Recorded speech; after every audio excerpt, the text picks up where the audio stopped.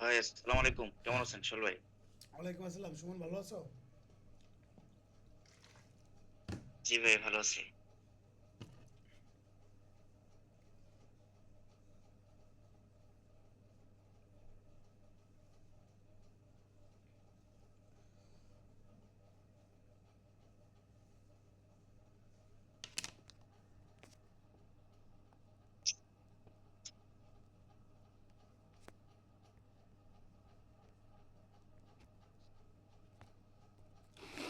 আচ্ছা, আমি ক্লাস শুরু করে দিই, ঠিক আছে? আশা করি সবাই ভালো আছেন। কারো যদি কোনো প্রশ্ন থাকে তাহলে আমাকে প্রশ্ন করতে পারেন, ঠিক আছে?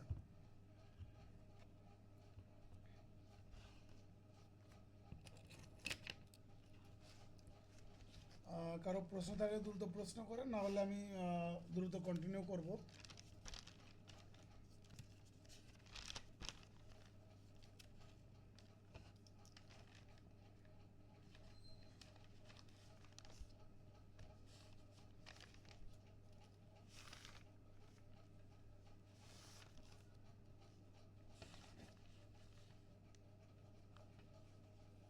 আমরা গত ক্লাসে কোন পর্যন্ত পড়িয়েছিলাম?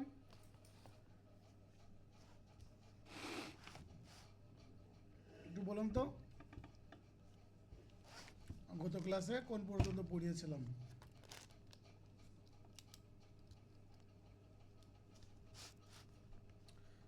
কারো মনে ভাইয়া আছে? আদেশ 7 ওই পর্যন্ত। আগে পা 7 আর 5 পড়ানো হয়েছিল, 8 শুরু করবেন আজকে। পাঁচ শেষ হয়নি, ঠিক আছে? পাঁচের রুল 10 পর্যন্ত পড়িয়েছিলাম, তারপর আর পড়ানো হয়নি। 5-10 পর্যন্ত পড়াইছিলেন স্যার। জি জি জি। আচ্ছা দেখেন,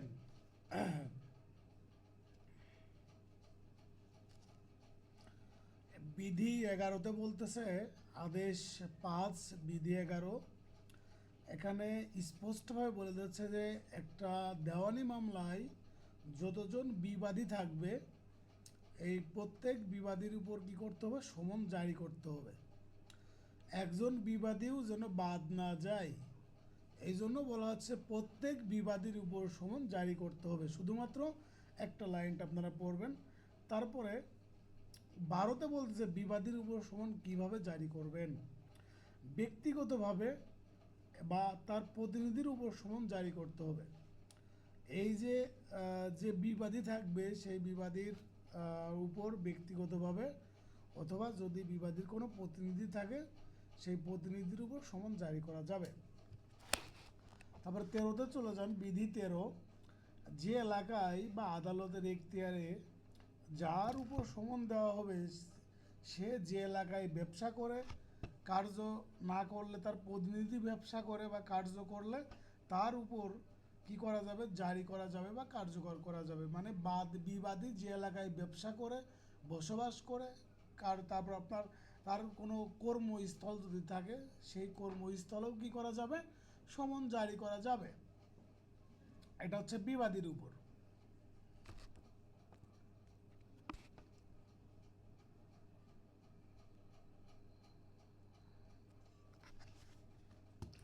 তারপরে চলে যাব 14তে। 14তে স্থাবর সম্পত্তির জন্য মোকদ্দমার দায়িত্ব থাকা প্রতিনিধির উপর সমন জারি। এটা হচ্ছে আপনার বিধি 14। যদি সে নিজে না থাকে এবং তার কোনো ক্ষমতাপ্রাপ্ত প্রতিনিধি না থাকে তাহলে স্থাবর সম্পত্তির দায়িত্বে থাকা প্রতিনিধির উপর জারি করতে হবে। অনেকে আছে যে আপনার বাড়িতে থাকে না ঠিক মতো, কোনো একজন ব্যক্তির উপর তার বাড়ি ঘর দুয়ার বা স্থাবর সম্পত্তি দেখভাল করার জন্য দায়িত্ব দিয়ে দেয়, সেই ব্যক্তির উপরও জারি করা যাবে যদি তাকে পাওয়া না যায়। তারপরে দেখেন, বিধি 15তে বলতেছে প্রাপ্তবয়স্ক যে কোনো পরিবারের সদস্যের উপর কি করা যাবে? সমন জারি করা যাবে। আমরা জানি যে দেওয়ানি কার্যবিধিতে প্রাপ্তবয়স্ক যে কোনো পরিবারের সদস্যের উপর জারি করা যাবে। আপনার এটা ফৌজদারি কার্যবিধিতে ছিল হচ্ছে প্রাপ্তবয়স্ক যে কোনো নাবালক ইসের উপর, নাবালক ছেলের উপর জারি করা যাবে। ছেলে মানে যে হচ্ছে ছেলে তার উপর জারি করা যাবে। এটা ছিল, কিন্তু পরবর্তীতে 2025 সালে এইটা সংশোধন করা হয়েছে। এটা সংশোধন করে আবার নতুন করে প্রতিস্থাপন করা হয়েছে যে পরিবারের যে কোনো প্রাপ্তবয়স্ক সদস্যের উপর জারি করা যাবে সমন। তাহলে শুধুমাত্র ছেলেদের উপর জারি করা যাবে এই কথাটা এখন আর অন্য কোনো আইনে বা কোথাও নাই। এখন প্রত্যেকটা আইনেই একটা কথা আছে যে পরিবারের প্রাপ্তবয়স্ক সদস্যের উপর কি করা যাবে, সমন জারি করা যাবে। তারপর দেখেন যে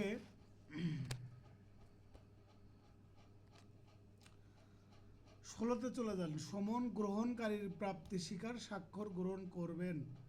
17তে চলে যান, যেখানে যে ক্ষেত্রে বিবাদী সমন নিতে অস্বীকার করে অথবা তাকে পাওয়া না যায় সেক্ষেত্রে বিধান। যে ক্ষেত্রে হচ্ছে যে বিবাদী সমন নিতে চায় না বা তাকে পাওয়া যায় না, সেক্ষেত্রে প্রাপ্তি স্বীকার স্বাক্ষর করতে চায় না, খুঁজে পাওয়া যায় না এবং সমন নিতে অস্বীকার করে। তাহলে বিবাদী গৃহ বসবাস বা যেখানে লাভজনক কাজ করে সেখানে একটা নকল ঝুলিয়ে টাঙিয়ে সমন জারি করা যাবে। ঠিক আছে, তারপরে চলে যাব 19-এর খতে।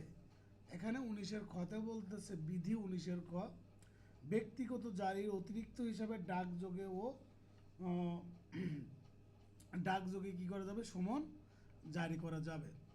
এখন কোনো ব্যক্তি যদি আপনার ব্যক্তিগতভাবে সমন জারি করলো, জারি করার পরে তার পাশাপাশি আবার আপনার ডাকযোগেও সমন জারি করলো, এটাও করতে পারে। এখন ডাকযোগ কি হইতে পারে, কুরিয়ার সার্ভিস হইতে পারে, SMS হইতে পারে, আপনার হোয়াটসঅ্যাপ হইতে পারে, যে কোনো মেসেজ হইতে পারে। এই মাধ্যমগুলোর মাধ্যমেও কী করা যাবে, সমন জারি করা যাবে।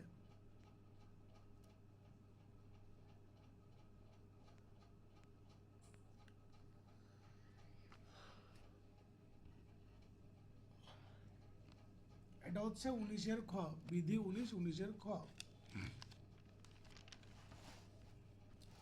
তারপর আমরা চলে যাব যে এই যে আপনাদের এখান থেকে 17 ধারাটা কিন্তু 17 বিধিটা গুরুত্বপূর্ণ।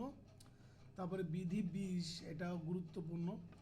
এই 20-এ বলতেছে বিকল্পভাবে সমন জারি, সাবস্টিটিউট অফ সার্ভিস অফ সমন, সাবস্টিটিউটেড সার্ভিস অফ সমন।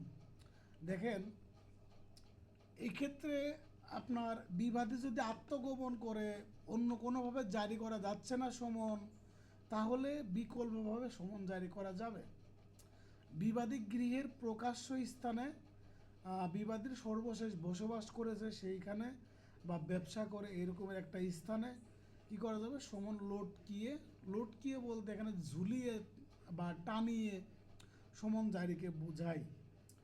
এখন যদি আপনাদের পরীক্ষাতে লিখিততে আসে বা MCQতে আসে যে সাবস্টিটিউট সার্ভিস অফ সমন কত বিধিতে বলা আছে, 20 বিধিতে বলা আছে, এবং এই বিকল্পভাবে সমন জারি বলতে কি বুঝেন, এটা যদি আপনাদের পরীক্ষাতে প্রশ্ন আসে তাহলে আপনারা কি করবেন, সুন্দর করে উত্তর করবেন। ঠিক আছে, এখন কথা হচ্ছে এই বিধি 17 এবং আর বিধি 20 এই দুইটার মধ্যে একটা মানে আপনাদের কনফ্লিকশন বাঁধার একটা সম্ভাবনা থাকে যে দুইটা তো একই রকম মনে হয়, যখন আপনারা পড়বেন দুইটাকে একই রকমের মনে হবে। এখন ধরেন বিধি 20 কখন হবে বা সাবস্টিটিউশন সার্ভিস অফ সমন কখন হবে, আরেকটা হচ্ছে আপনার এই কখন আর কি, দেখুন আপনার এই 17 ধারা কখন আসবে। দেখেন বিধি 20 আসবে তখনই যখন হচ্ছে বিবাদী স্ব ইচ্ছায় নিজে ইচ্ছাকৃতভাবে আত্মগোপন করে থাকে এবং অন্য কোনোভাবে সমন জারি করা যাচ্ছে না। এই দেওয়ানি কার্যবিধির বিধি আপনার আদেশ 5-এর কোনো বিধান অনুযায়ী আপনার সমন জারি করা যাচ্ছে না, যখন যাবে না তখন হচ্ছে আপনার এই বিধি 20 অনুযায়ী সমন জারি করতে হবে। আর 17তে কখন যাবেন, 17তে যাবেন হচ্ছে যে ক্ষেত্রে আপনার সমন নিতে বিবাদী অস্বীকার করে, বিবাদীকে তাকে পাওয়া গেছে কিন্তু সে অস্বীকার করতেছে। আবার এখানে আপনার আরেকটা জিনিস থাকে যে যখন বিবাদী আপনার এই প্রাপ্তি স্বীকারে যে সমনটা পেয়েছে এই প্রাপ্তি স্বীকারে স্বাক্ষর করতে চায় না, না। যখন এই বিবাদী যে সমনের প্রাপ্তি স্বীকারপত্র থাকে এই প্রাপ্তি স্বীকারপত্রে স্বাক্ষর করতে চায় না, যদি এই বিবাদী প্রাপ্তি স্বীকারে স্বাক্ষর করতে না চায় এবং স্বইচ্ছায় যদি বিবাদী আত্মগোপনে চলে যায় এবং সমনটা যদি আপনার মানে প্রাপ্তি স্বীকারপত্র যদি স্বাক্ষর করতে না চায় এবং বিবাদী যদি প্রেজেন্ট থাকার পরেও যদি সমনটা না নিতে চায়, সেক্ষেত্রে হবে আপনার বিধি 17। আর যেখানে বিবাদী নিজে স্বইচ্ছায় সজ্ঞানে আত্মগোপনে চলে গেছে, পলাতক আছে, সেক্ষেত্রে হচ্ছে আপনার হবে কত, বিধি হচ্ছে 20। এবং 20 হবে আরেকটা ভাবে যে এই আদেশ 5-এর যতগুলো বিধি আছে সকল বিধির কোনো বিধি অনুযায়ী সমন আর জারি করা যাচ্ছে না, যখন যাবে না তখন হচ্ছে আমরা কততে চলে যাব, 20-এ চলে যাব। তাহলে আমরা একটা হচ্ছে যে সে প্রাপ্তি স্বীকারে স্বাক্ষর করতে চাচ্ছে না এবং প্রেজেন্ট থাকা সত্ত্বেও সে সমন নিতে চায় না, তখন হচ্ছে বিধি হবে 17। কিন্তু এই সমন জারির মাধ্যম কিন্তু দুইটা প্রায় সেম, সুতরাং এই দুইটার মধ্যে আপনাদের কনফ্লিকশন বাড়তে পারে, এই জন্য আমি বিষয়গুলো ক্লিয়ার করে দিলাম। তারপরে আমি চলে যাব বিধি 24-এ। বিধি 24-এ বলতেছে যে এই যার উপর আপনি সমন জারি করবেন সেই ব্যক্তি যদি কারাগারে আটক থাকে সেক্ষেত্রে আপনি কিভাবে সমন জারি করবেন। এখানে বিবাদী যদি কারাগারে আটক থাকে তাহলে এই যে আপনার কারাগারের ভারপ্রাপ্ত যে কর্মকর্তা থাকে তার মাধ্যমে বা তার কাছে কি করতে হবে, সমনটা দিতে হবে। এখানে ডাকযোগে হইতে পারে, কুরিয়ার সার্ভিসের মাধ্যমে হইতে পারে বা অন্য কোনো মাধ্যমে এই কারাগারের ভারপ্রাপ্ত কর্মকর্তার নিকট কি করতে হবে, সমনটা পৌঁছায় দিতে হবে। তারপর দেখেন আমরা চলে যাব বিধি 25-এ চলে যাব। এখানে বলতেছে বাংলাদেশের বাইরে বসবাস করলে কোনো প্রতিনিধি না থাকলে সেগুলো বিবাদী যেখানে আপনার বিবাদী থাকে সেখানে ডাকযোগে কুরিয়ার সার্ভিসের মাধ্যমে কি করতে হবে, আপনার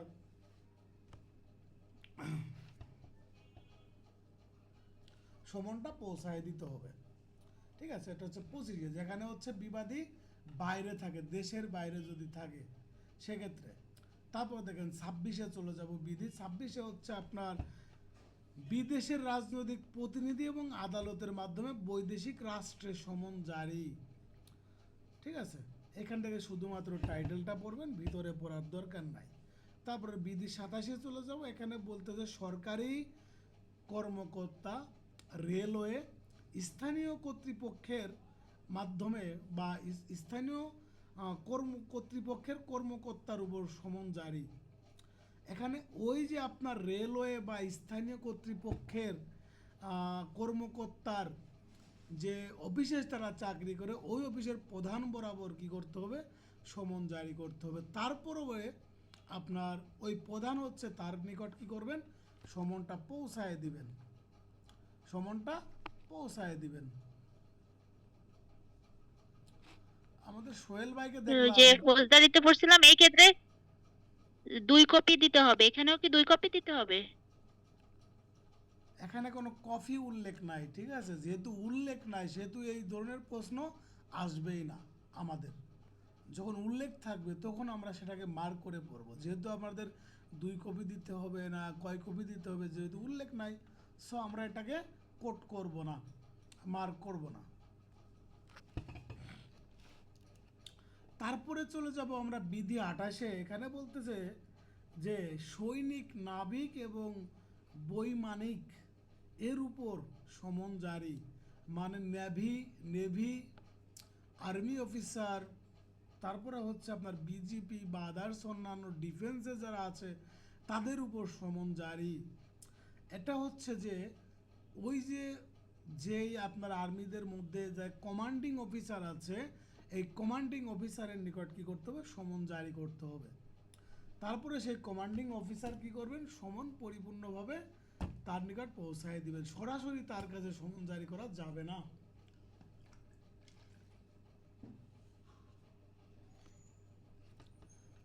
তারপর আমি চলে যাব হচ্ছে আপনার বিধি 30-এ। 30-এরটা আপনার গুরুত্বপূর্ণ কথা বলতেছে, সেটা হচ্ছে যে সমনের পরিবর্তে পত্র প্রেরণ, সাবস্টিটিউশনস অফ লেটার ফর সমন। বিবাদীর দেখেন, সবার তো মান মর্যাদা এক রকমের না, সবার মান মর্যাদা এক রকমের না।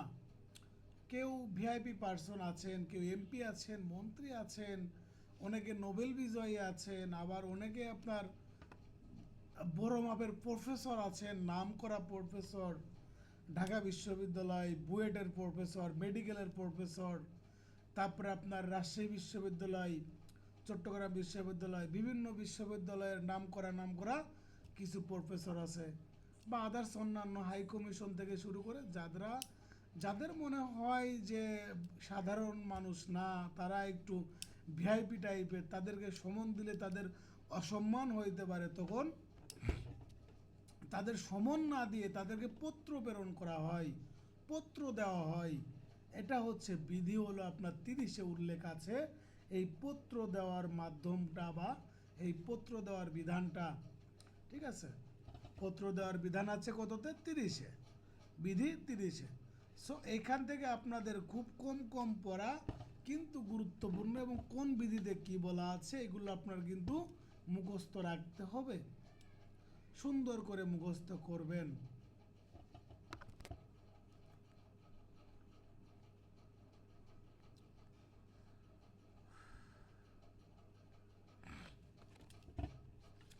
এবার আমি চলে যাব ধারা 27-এ, সমন টু ডিফেন্ডেন্ট, বিবাদীর প্রতি সমন। দেখেন, আমরা এত সময় বললাম আদেশ, এখন আমরা 2-3টা ধারা পড়ব। এখানে বিবাদীর প্রতি সমন উপস্থিত হয়ে দাবির উত্তর দিতে নির্ধারিত পদ্ধতিতে কি করতে হবে? জারি করতে হবে। এটা আমরা পড়ে আসছি, শুধুমাত্র এটুকু পড়বেন। এখন আমরা গুরুত্বপূর্ণ একটা ধারাতে যাব, সেটা হচ্ছে ধারা 30। ধারা 30-এ আপনারা 3 স্টার দিয়ে রাখবেন। তারপরে ধারা 31-এও আপনারা 3 স্টার দিয়ে রাখবেন। দেখেন, উদ্ঘাটন এবং অনুরূপ বিষয়ে আদেশ দানের ক্ষমতা। চূড়ান্ত শুনানির পূর্বে নিজের ইচ্ছায় কোনো পক্ষের আবেদনে প্রশ্নাবলী সরবরাহ, জবাবদান, দলিল ও তথ্য স্বীকার এবং অন্য কোনো বস্তু আবিষ্কার, পরিদর্শন, দাখিল সম্পর্কে প্রয়োজনীয় আদেশ দিতে পারে এবং ব্যক্তির প্রতি সমন দিতে পারেন। তথ্য আপনার এভিডেভিট দ্বারা প্রমাণ করতে হয়, এই ধরনের তথ্য। এখন এই যে উদ্ঘাটন বা অনুরূপ বিষয়ে আদেশ দানের ক্ষমতা, তাহলে আপনার প্রশ্নাবলী সরবরাহ, জবাবদান, দলিল ও তথ্য স্বীকার এবং অন্য কোনো বস্তু আবিষ্কার, পরিদর্শনের জন্য কি করতে পারে? আপনার সমন দিতে পারে। এটা হচ্ছে 30-এ বলা হচ্ছে, ধারা 30। আর ধারা 31-এ বলতেছে আপনার সমন টু উইটনেস। তারপর আমরা চলে যাব যে গুরুত্বপূর্ণ ধারা, এই 30-এ দিবেন হচ্ছে আপনার 2 স্টার, আর ধারা 32-এ দিবেন হচ্ছে 3 স্টার। এই যে সমন পাওয়ার পরেও যদি কোনো ব্যক্তি হাজির না হয়, আপনি সমন দিচ্ছেন, আপনি বাদী বা কোর্টের পক্ষ থেকে সমন দেওয়া হয়েছে, সমন আপনারা পেয়েছেন কিন্তু আপনারা হাজির হন নাই, সেক্ষেত্রে বিধান কি? সেক্ষেত্রে আপনাদের কি কি শাস্তি হইতে পারে এবং কোন কোন আইনগত প্রতিবন্ধকতার শিকার হইতে পারেন, এটা বলা হচ্ছে আপনার 32-এ। 32 ধারাটা গুরুত্বপূর্ণ, খুবই গুরুত্বপূর্ণ। এখানে আপনাকে সমন দেওয়া হয়েছে, আপনি হাজির হন নাই, পরবর্তীতে আপনার বিরুদ্ধে গ্রেপ্তারি পরোয়ানা ইস্যু হইতে পারে। আপনার যে প্রপার্টি আছে, স্থাবর এবং অস্থাবর সম্পত্তি আছে, সেই সম্পত্তি ক্রয় করতে পারে এবং বিক্রয় করে দিতে পারে, এই ক্ষমতা আদালতের আছে। তারপরে আপনার সর্বোচ্চ 500 টাকা পর্যন্ত জরিমানা করতে পারে, 500 টাকা জরিমানা করতে পারে।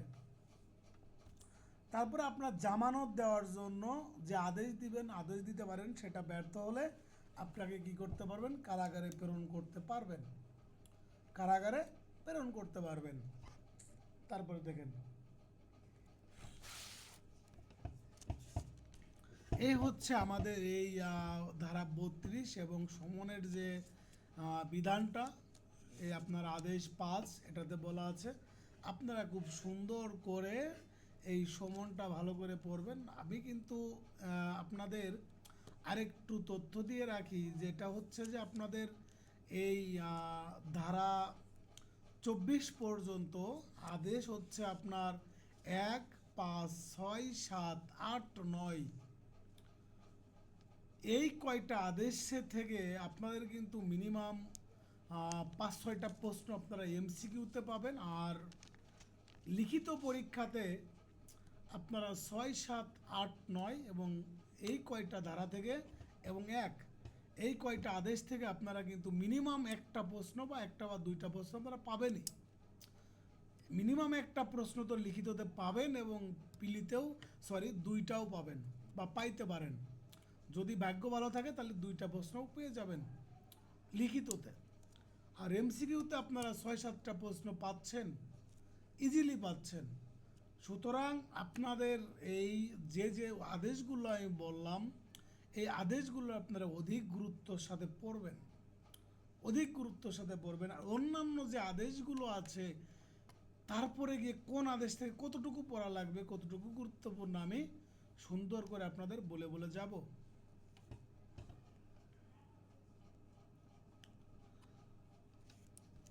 হ্যাঁ, এইবার আমি চলে যাব আদেশ 8-এ।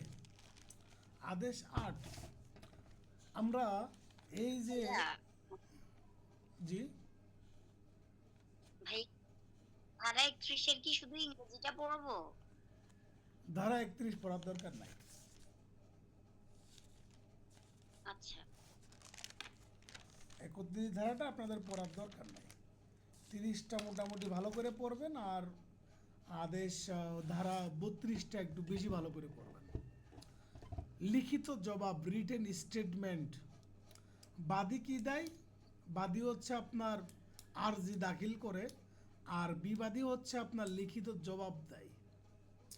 এই আরজি দাখিলের বিধান আছে কত আদেশে বলেন তো? আরজি দাখিলের বিধান 26-এর 1 ভাই। 26-এর 1। আর আদেশ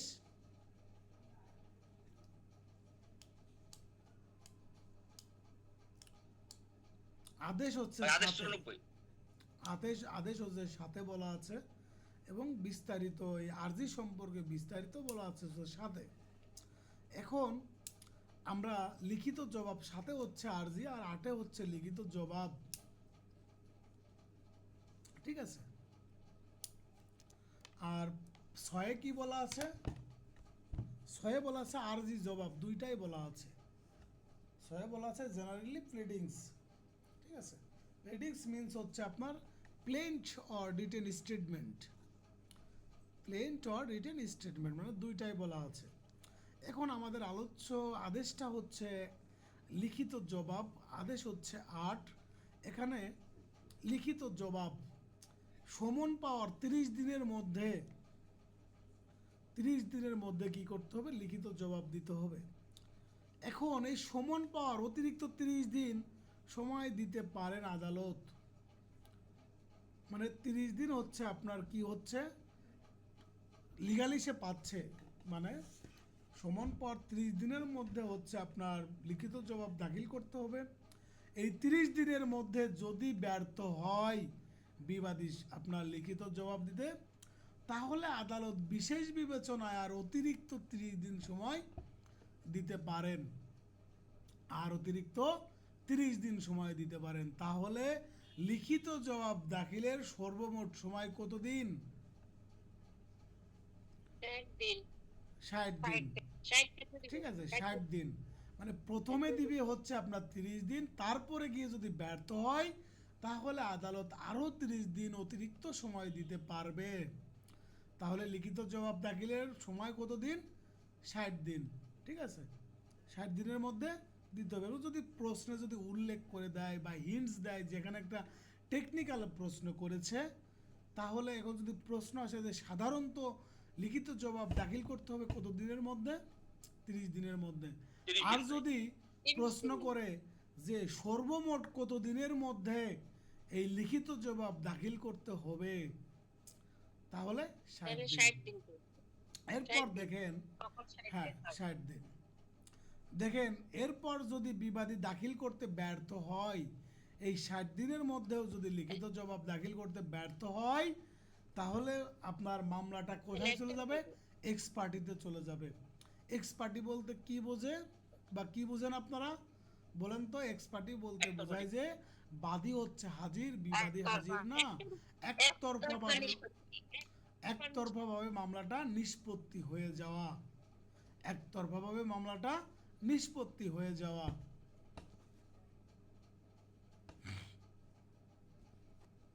ঠিক আছে?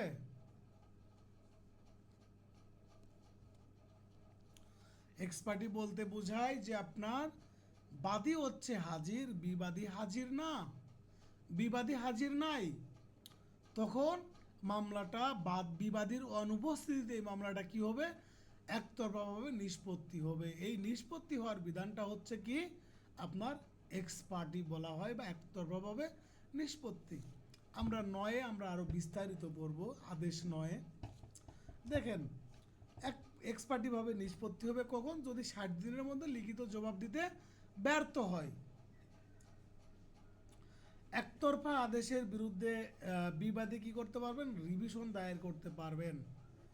ঠিক আছে, রিভিশন দায়ের করতে পারবেন এক্স পার্টির বিরুদ্ধে। যে আপনার আদেশ 8, এই আদেশ 8-এর অধীনে যদি কোনো এক্স পার্টি হয়, তাহলে সে আদেশের বিরুদ্ধে কি করা যাবে? আপনার রিভিশন দায়ের করা যাবে। আপিল করা যাবে না, কিন্তু এখানে কিন্তু আপিল করা যাবে না, এখানে যাবে হচ্ছে রিভিশন করা। তারপর দেখেন প্রয়োজনীয় দলিল লিখিত জবাব দাখিলের সময় দাখিল না করলে আদালতের অনুমতি ছাড়া দাখিল করা যাবে না। কিন্তু কিছু কিছু ব্যতিক্রম ক্ষেত্রে যাবে, যেটা আমরা পড়ে আসছিলাম আদেশ 4, বিধি হচ্ছে 2। দেখেন আমরা এটা যে আপনার এই এটা পড়ে আসছিলাম আদেশ 7, বিধি হচ্ছে 18, বিধি 18-তে। তারপর দেখেন আমরা চলে যাব যে যে ক্ষেত্রে লিখিত জবাব দাখিলের সময় কতগুলো দলিল বা আদার্স অন্যান্য বিষয় দাখিল করে নাই, সেক্ষেত্রে পরবর্তীতে আপনার আদালতের অনুমতি ছাড়া দাখিল করা যাবে না। তবে কিছু ব্যতিক্রম ক্ষেত্রে দাখিল করা যাবে, সেটা হচ্ছে বাদীকে জেরা করার সময়, বাদীর উপর উত্থাপিত কোনো বিষয়ের জবাবদানে এবং স্মৃতি পুনরুজ্জীবিত করার জন্য। এখন আমরা চলে যাব হচ্ছে এই যে আপনাদের ধারা হচ্ছে 79-তে, ধারা 79 আমাদের সিপিসি ধারা, কিন্তু আমরা কিন্তু ওই সিকুয়েন্স মেনটেন করে আমরা পড়তে পারবো না। ঠিক আছে, সিকুয়েন্স মেনটেন করে পড়তে পারবো না, কারণ এখানে আমাদের অনেক ধরনের বিষয়গুলো অন্তর্ভুক্ত। কারণ একটা আদেশের সাথে একটা ধারা হচ্ছে কানেক্টেড, যে আদেশের সাথে যে যে ধারা কানেক্টেড আমরা শুধুমাত্র সেই ধারাগুলোই পড়ব, অতিরিক্ত আর 10-12টা মতো ধারা পড়ব। দেখেন সরকার কর্তৃক বা তার বিরুদ্ধে মামলা, বাদী বিবাদী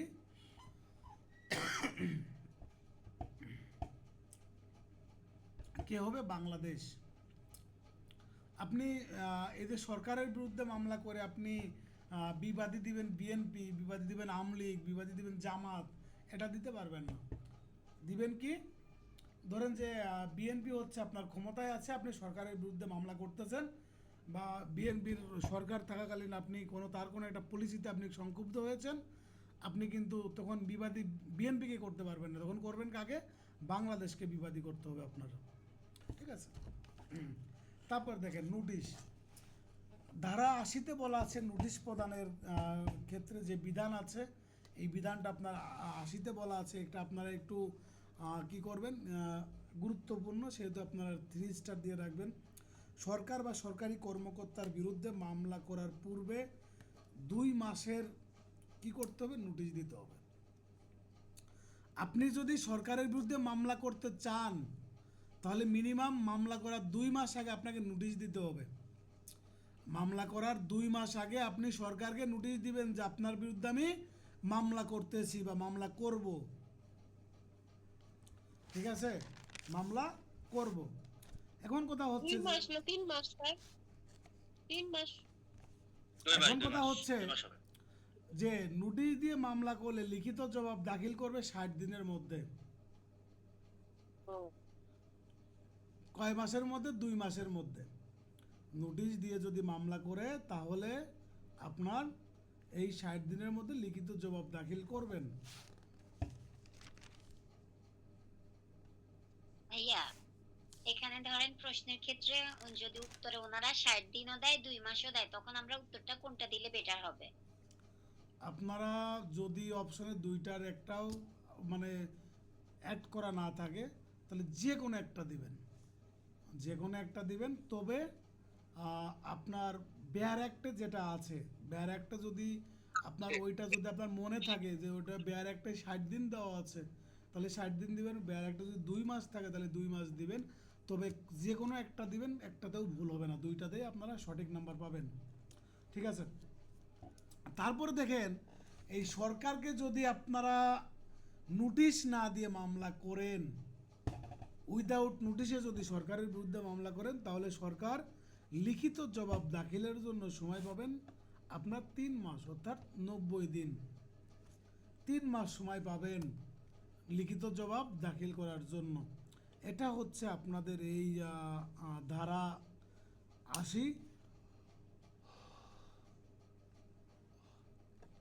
এখানে মামলা করার পূর্বে 2 মাসের নোটিশ দিতে হবে। 2 মাসের নোটিশ যদি না দেয় তাহলে লিখিত জবাব দাখিল করবে আপনার 90 দিনের মধ্যে। আর 2 মাসের নোটিশ দিলে পরে লিখিত জবাব দাখিল করবে 60 দিনের মধ্যে। তারপরে দেখেন আমরা চলে যাব এই আদেশ 8-এর বিধি হচ্ছে 2-এ। নতুন ঘটনা অবশ্যই স্পষ্টভাবে উল্লেখ করতে হবে। New fact must be specifically played. এখন এই যে বিবাদী উপস্থাপন করবে মামলার রক্ষণীয় না বিষয়টা আইনের দৃষ্টিতে বাতিলযোগ্য আত্মপক্ষ সমর্থনে ওই সমর্থন হচ্ছে যে উপস্থাপন করবেন এবং তঞ্জকতা বা তামাদিতে বারিত মুক্তি প্রতিরোধ কার্য সম্পাদন আইনের বিরুদ্ধে প্রমাণকারী তথ্য। মানে যে আপনি যে লিখিত জবাব দিবেন, এই লিখিত জবাবে কি কি থাকবে এটা হচ্ছে বলে দিয়েছে। বিষয়টা হচ্ছে যে আপনি যখন লিখিত জবাব দিবেন সেখানে হয় আপনি স্পষ্টভাবে স্বীকার করবেন, না হলে আপনি স্পষ্টভাবে অস্বীকার করবেন। বা আইন দ্বারা যদি বারিত হয়, তামাদিতে যদি বারিত হয়, সেটাও আপনি কি করবেন? স্পষ্টভাবে উল্লেখ করে দিবেন। এটা বলা হচ্ছে আপনার বিধি 2-এ।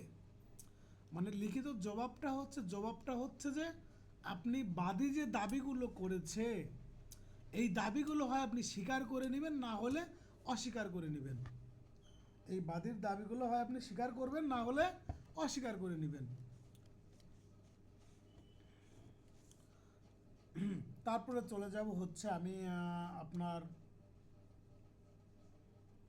বিধি 4-এ চলে যাব। বিধি 4-এ যান। বিধি 4-এ বলতেছে চতুরীপূর্ণ অস্বীকার, ইভাসিভ ডিনাইল।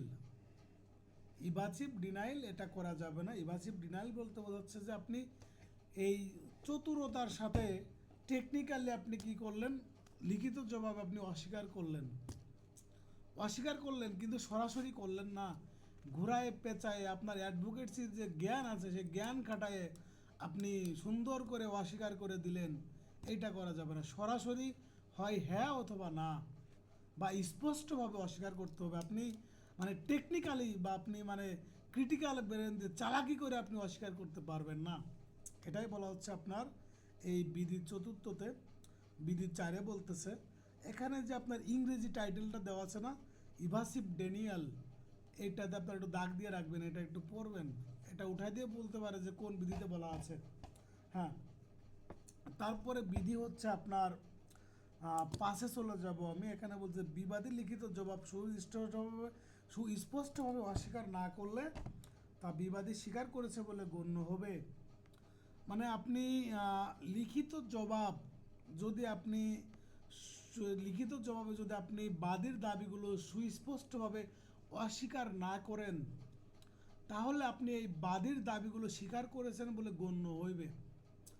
বাদীর দাবিগুলো আপনি স্বীকার করেছেন এটা বলে গণ্য হইবে।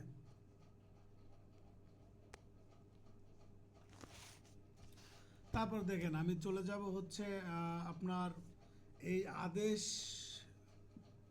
8 বিধি হচ্ছে 6। এখানে সেট অফের কথা বলা হচ্ছে।